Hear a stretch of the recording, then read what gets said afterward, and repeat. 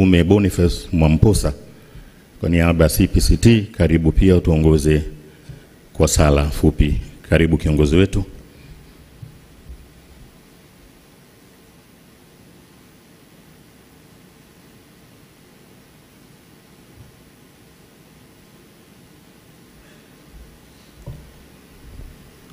Tuombe.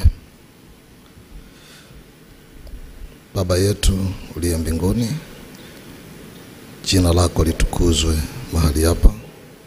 Ufalme wako uje, mapenzi yako yatimizwe katikati yetu kama uko mbinguni.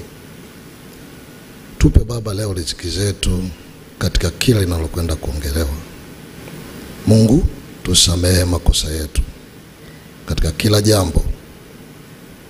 Mungu, usitutie majaribuni, bali tuokoe na yule mwovu. Kwa kuwa sasa ufalme ni wako, na nguvu ni zako, na utukufu ni wako hata milele. Asante Mungu mwema kwa ajili ya siku ya leo ambayo umetuleta mahali hapa. Ninakushukuru Mungu mkuu kwa ajili ya rais wetu ambaye umetupa katika taifa hili.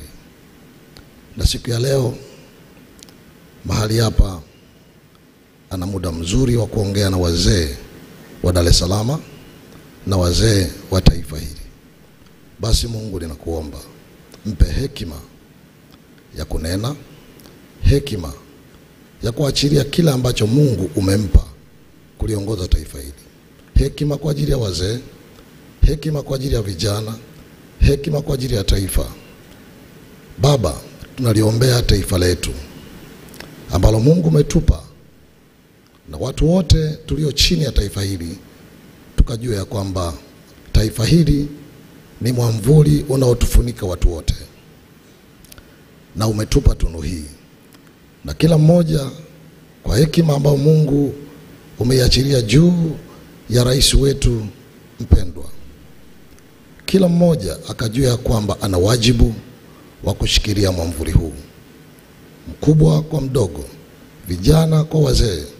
Na wakati huu Mheshimiwa Rais anapoongea na wazee, ninaomba baraka zako Mungu, hekima ya kusikiliza, hekima ya kuelewa, na acha hekima yako Mungu ikanene ndani yake.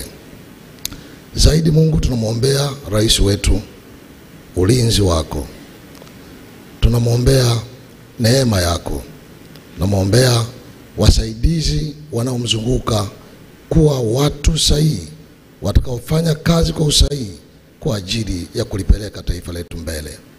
Amani yako ikadumu Tanzania, amani yako ikatawale. Kwa mkono wako wenye nguvu ukaliepushe taifa hili na kila mikono mibaya.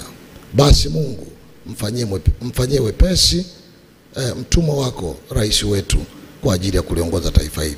Tunaamini amani yako, tunaamini baraka zako, na tunaamini utulivu na amani katika taifa.